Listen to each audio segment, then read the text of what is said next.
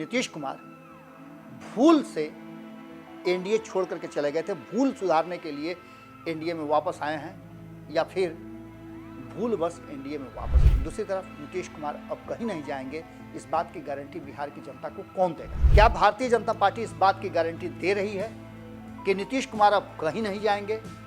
और अगर नीतीश कुमार गए तो क्या भारतीय जनता पार्टी फिर से चुनाव करवाएगी? भारतीय जनता पार्टी ने नीतीश कुमार के हर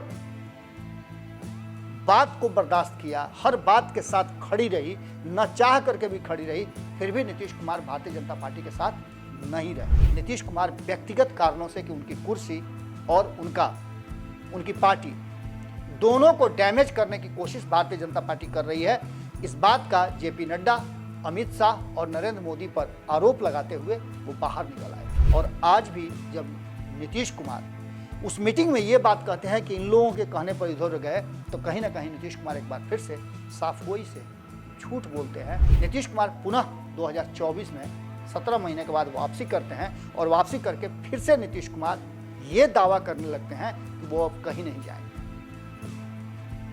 अब नीतीश कुमार के इस दावे का भरोसा कौन करेगा? नोरमा ग्रुप, जो सोचता है वो करता है, आपके अपने सपनों का आशियाना। नमस्कार, एक बार फिर से आपके सामने हाजिर हैं। बहुत बहुत स्वागत करते हैं आपका भारत लाइव पर।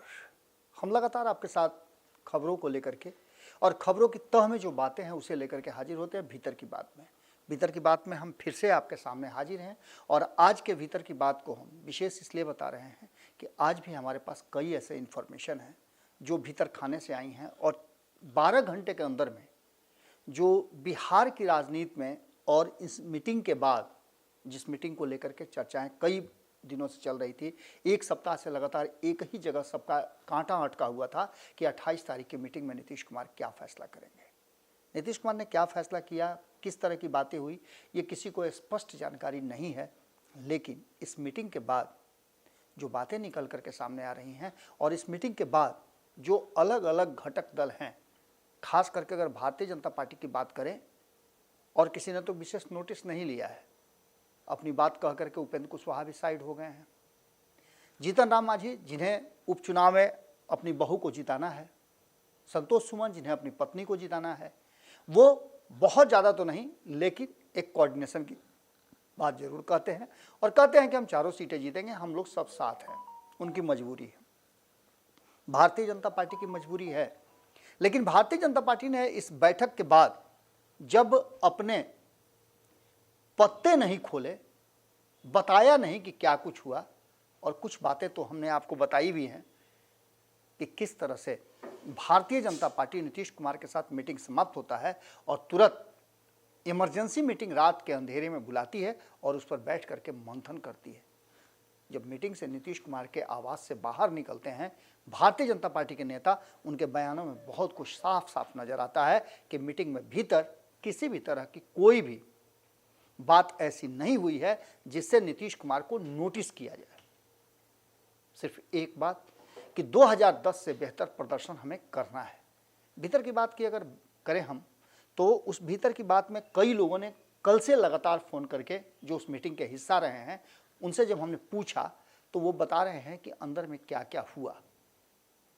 अंदर में जो हुआ, उन बातों में से एक बात सबसे महत्वपूर्ण यह है कि नीतीश कुमार ने एक बार फिर से, एक तरह से समझिए तो क्रिया खाया, कसम खाया कि वो अब कहीं नहीं जा रहे हैं। उन्होंने इशारे से उनके इर्द गिर्द बैठे लोगों की तरफ उंगली किया और कहा कि इन्हीं लोगों के कहने पर मैं एक दो बार इधर उधर चला गया हूं उन सब के साथ, लेकिन अब नहीं जाने वाला हूं। नीतीश कुमार की इस बात की गारंटी कौन लेगा? इसी बात को लेकर के हम आपके सामने हाजिर हुए हैं। क्या नीतीश कुमार इस बार बोले हैं? एक बार नहीं, लगातार बोल रहे हैं। अब तक जितनी बार भी बोले हैं तो एक बार या दो बार उन्होंने रिपीट किया है, लेकिन इस बार वो बार बार जब भी भारतीय जनता पार्टी के लोगों के सामने या एनडीए के समूह में सामने नजर आ रहे हैं, भारतीय जनता पार्टी किसी शीर्ष नेता के सामने आ रहे हैं, तो एक ही बात का रट लगा कर रखते हैं कि अब इधर उधर कहीं नहीं जाएंगे। तो क्या 2025 के चुनाव, जिसकी तैयारी के लिए तथाकथित रूप से ये मीटिंग बुलाई गई थी, इस मीटिंग में ये तय हो गया कि नीतीश कुमार अब कहीं नहीं जाएंगे, नहीं पलटी मारेंगे? अगर ऐसी बात है, इस बात का भरोसा है, तो कौन भरोसा लेगा? कौन बिहार की जनता को यह भरोसा दिलाएगा कि इस बार भी नीतीश कुमार वोट लेकर के लोगों को यह कह करके कि कहीं नहीं जाएंगे और बिहार में सरकार स्थापित करेंगे और 4 साल तक अपना कार्यकाल पूरा करेंगे? जिस गठबंधन में है उसी गठबंधन में। इस बात को लेकर के इस मीटिंग के बाद तुरंत जब भाजपा के सबसे वरिष्ठतम नेता में से एक हुकुमदेव नारायण यादव, जिनके बारे में आप जानते होंगे बिहार से हैं और काफी मुखर और अपनी बातों को एकदम कैलकुलेटेड अंदाज में रखने वाले, उनके भाषणों को सुनने के लिए लोग रिवाइंड कर करके देखते हैं सोशल मीडिया पर। उस हुकुमदेव नारायण यादव ने एक निजी चैनल के साथ बातचीत के दौरान जिस तरह की बातें कही है, उन्होंने तो साफ एक तरह से समझिए कि कह दिया है कि कौन लेगा नीतीश की गारंटी। बिहार को लेकर के, बिहार की परिस्थिति को लेकर के, और उन्होंने तो कई ऐसी बातें, एक गाना भी उन्होंने गुनगुनाया है। ये सारी बातें इस बात की तरफ इशारा करती है कि भारतीय जनता पार्टी को नीतीश कुमार पर भरोसा नहीं है, जिसकी चर्चा हम पिछले कई दिनों से कर रहे हैं। यही कारण है कि भारतीय जनता पार्टी अपने पुराने ढर्रे पर, पुराने एजेंडे पर आ गई है। इसका दूसरा उदाहरण आपको बताते हैं। गिरिराज सिंह जब मीटिंग से बाहर निकले, पहले तो गिरिराज सिंह मीटिंग में गए और वहां नीतीश कुमार ने गिरिराज सिंह से और गिरिराज सिंह के बयानों को लेकर के भारतीय जनता पार्टी के जो ऊपर मंच पे लोग बैठे हुए थे उनसे कोई चर्चा नहीं की कि गिरिराज सिंह ने इस तरह की बात कही है, इसका असर क्या पड़ सकता है। गिरिराज सिंह ने बाहर निकल करके और तल्ख बातें कही और उन्होंने कहा कि हाँ, एजेंडा विकास का तो है, लेकिन जो 60 साल पुराने मंदिर हैं, मठ हैं, उनकी घेराबंदी हम करवाएंगे। उन्होंने अपनी बातों में कहा कि दिवाली को दिवाली रहने दीजिए। उन्होंने कहा कि गुंडागर्दी किसी की नहीं चलने देंगे। इसके अलावे उन्होंने और भी कई बातें कही। उन्होंने नौकरी की बात कही, लेकिन उनका जो निशाना था वो कहीं ना कहीं हिंदुत्व, हिंदू और मुसलमान पर निश्चित रूप से इशारा कर रहा था। यानी कि उस मीटिंग से बहुत ज़्यादा असर भारतीय जनता पार्टी पर नहीं पड़ा है और न भारतीय जनता पार्टी के आइडियोलॉजी में पड़ा है। नीतीश कुमार मीटिंग के बीच चीख चीख कर दुहाई देते रहे कि हमारा संबंध, हमारा रिश्ता 1996 से है। कहीं ऐसा तो नहीं कि जो नीतीश कुमार को लेकर के और उनके सांसदों को लेकर के चर्चाएं चल रही हैं वो सही है? नीतीश कुमार उससे डर गए हैं? नीतीश कुमार के क्राइम, करप्शन और कम्युनिज्म पर पूरी तरह से भारतीय जनता पार्टी ने धावा बोल दिया है। करप्शन की बात करें तो ये नीतीश कुमार से कंट्रोल नहीं हो रहा है और इसको लेकर के आप देख रहे होंगे कि बिहार में किस तरह की परिस्थितियां हैं। विपक्ष तो लगातार नीतीश कुमार को कटघरे में खड़ा कर रहा है और जंगल राज के बदले में इस राज्य को कौन सा राज कह रहा है आप अच्छी तरह से जानते हैं। तेजस्वी यादव चीख चीख कर और लंबी लिस्ट फाइनल करके बताते हैं कि नीतीश के राज में कौन कौन से अपराध किस किस समय हुए और कितनी संख्या उनकी हुई, पूरा डाटा प्रस्तुत करते हैं। तो वहीं भारतीय जनता पार्टी के लोग भी बार बार नीतीश कुमार के जो विभाग हैं, गृह विभाग या अन्य विभाग, उसकी डिमांड करते रहे हैं। वो भी अब कहीं ना कहीं दबी जुबान में इस बात को कहने लगे हैं कि शराबबंदी हो या अन्य बातें हों, वो कहीं ना कहीं प्रभावित जरूर कर रही है। नीतीश कुमार के 5 जो ऐसे कार्य हैं जिसको लेकर के संपादक नमन मिश्रा जी ने पंचनामा में इस बात की तरफ इशारा किया था, उसकी भी खूब चर्चा हो रही है। उन्होंने कहा था कि नीतीश कुमार को ये 5 बातें जो हैं वो लेकर के डूब रही हैं, जमीन सर्वे से लेकर के शराबबंदी, और शराबबंदी के अलावे और भी नीतीश कुमार की जो नीतियां हैं, जो योजनाएं हैं, वो कहीं ना कहीं लोगों के लिए परेशानी का कारण बनी हुई है। अब इन परिस्थितियों में नीतीश कुमार 1996 से साथ हैं, 1996 से साथ हैं, तो इस बीच में नीतीश कुमार कई बार पलटी भी मारे हैं। 2013 याद कीजिएगा, जिस नरेंद्र मोदी के सामने वो बांस के करची की तरह ऐसे घूम जाते हैं, हमने देखा है वो तस्वीरें। उसी नरेंद्र मोदी के विरोध में 2013 में नीतीश कुमार एनडीए छोड़ करके निकल गए थे कि उन्हें प्रधानमंत्री बनाने का या प्रधानमंत्री की दावेदारी, उम्मीदवारी दे करके भारतीय जनता पार्टी ने नियमों का उल्लंघन किया है और वो बाहर हो गए। 2014 का चुनाव जिस मूड से आए थे, ये सोच करके आए थे कि नरेंद्र मोदी के विरुद्ध उन्हें प्रधानमंत्री का दावेदार उम्मीदवार बनाया जाएगा, ये नहीं हुआ और साझा विपक्ष के कोई भी कैंडिडेट नहीं तैयार हुए, नहीं खड़ा किए गए। नतीजा, नीतीश कुमार को अपना औकात पता चल गया और उन्होंने तुरंत अपने सबसे बड़े दुश्मन, जिसके विरोध की राजनीति करके वो सत्ता में आए थे 2005 में, 2015 में 10 साल के बाद दोस्ती कर लेते हैं और महागठबंधन बना करके उसी भारतीय जनता पार्टी और नरेंद्र मोदी के बड़े कद के बावजूद, लोकसभा में बड़ी जीत के बावजूद बिहार में पटकनी दे देते हैं।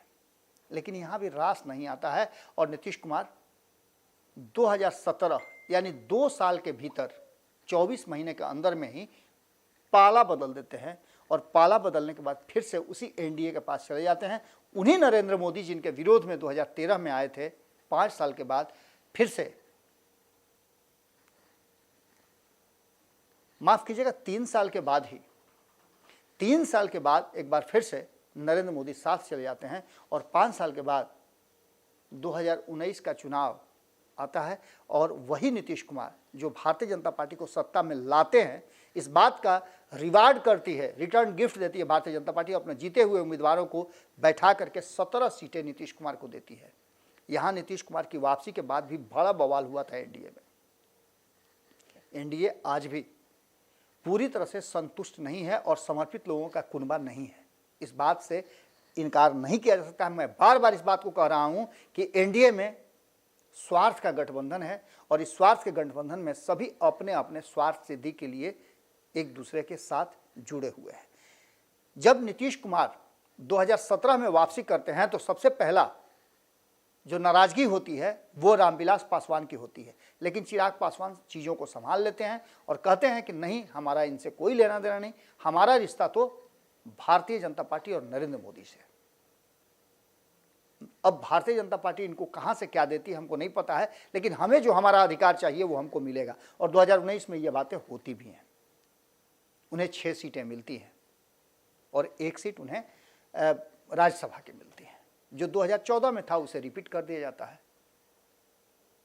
ऐसी स्थिति में आपने गंभीरता से देखा होगा कि जब चिराग पासवान इस बात को समझ लेते हैं और नरेंद्र मोदी के साथ उनकी बातचीत हो जाती है तो बाकी के दलों को इस बात की परेशानी होती है कि नीतीश कुमार आए हैं तो उनके हिस्से की हकमारी होगी।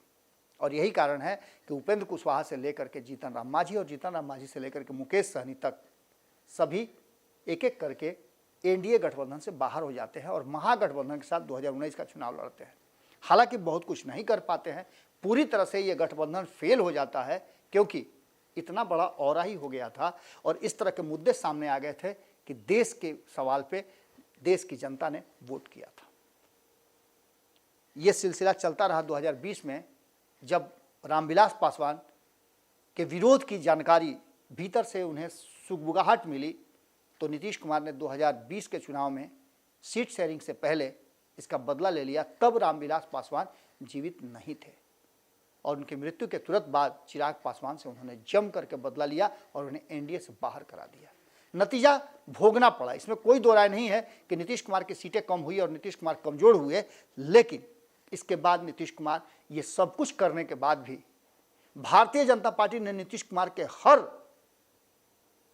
बात को बर्दाश्त किया, हर बात के साथ खड़ी रही, न चाह करके भी खड़ी रही, फिर भी नीतीश कुमार भारतीय जनता पार्टी के साथ नहीं रहे और 2022 में एक बार फिर से भारतीय जनता पार्टी को झटक करके ये कहते हुए, कारण क्या था सभी को पता है कि न तो राष्ट्र का कारण था, न तो बिहार को विशेष राज्य के दर्जा का कारण था और न ही कोई और ऐसा कारण था जिसके चलते उनके अलग होने की जरूरत थी, जिससे कि बिहार का घाटा हो रहा था। नीतीश कुमार व्यक्तिगत कारणों से कि उनकी कुर्सी और उनकी पार्टी दोनों को डैमेज करने की कोशिश भारतीय जनता पार्टी कर रही है, इस बात का जेपी नड्डा, अमित शाह और नरेंद्र मोदी पर आरोप लगाते हुए वो बाहर निकल आए थे।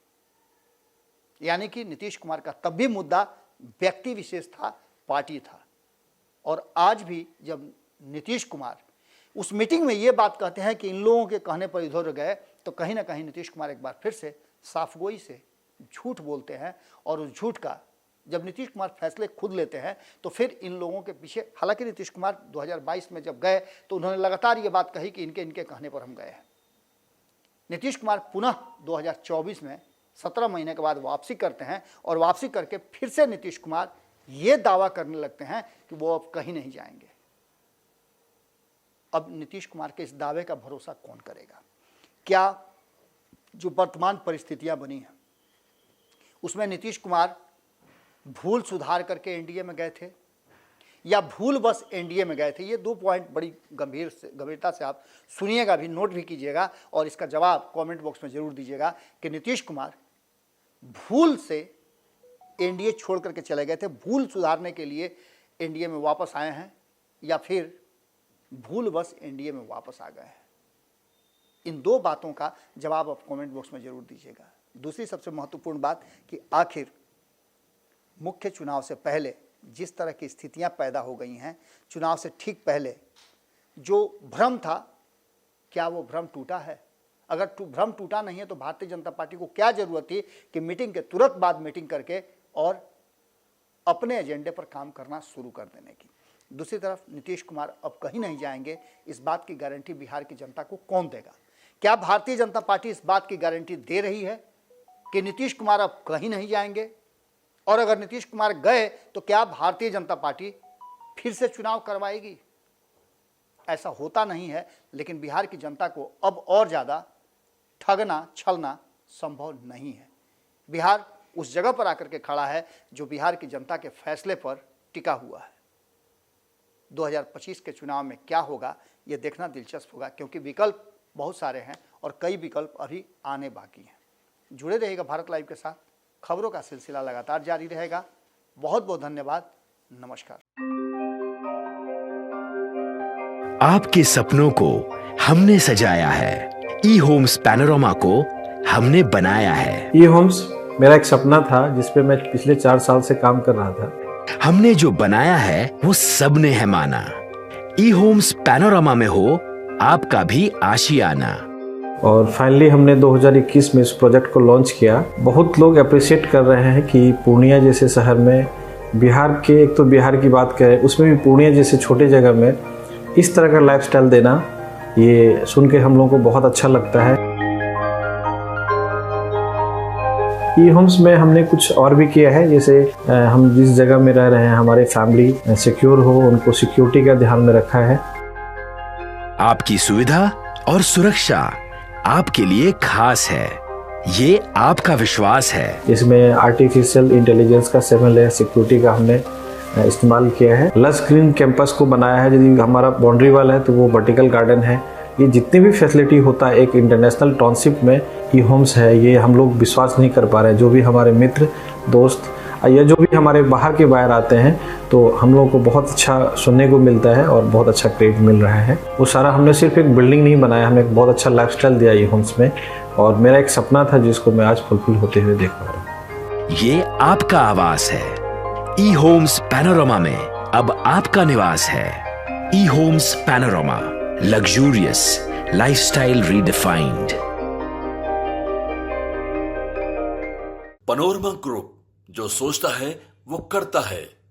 अगर ये वीडियो पसंद आई और वह बिहार के राजनीति और बिहारियत से सरोकार रखेनी तो सब्सक्राइब बटन दबा के चैनल के सब्सक्राइब कर ली। ओजे एगो घंटी बा, ओकरा बटन दबा देला से कुल सटीक और मारक खबर रुआ मुफ्त में मिल जाई। अगर रुआ पत्रकारिता के हमनी के नया प्रयोग में सहयोग कर चाहतानी तो ज्वाइन बटन दबा दी। पेटीएम नंबर नोट कर ली 9386 816 7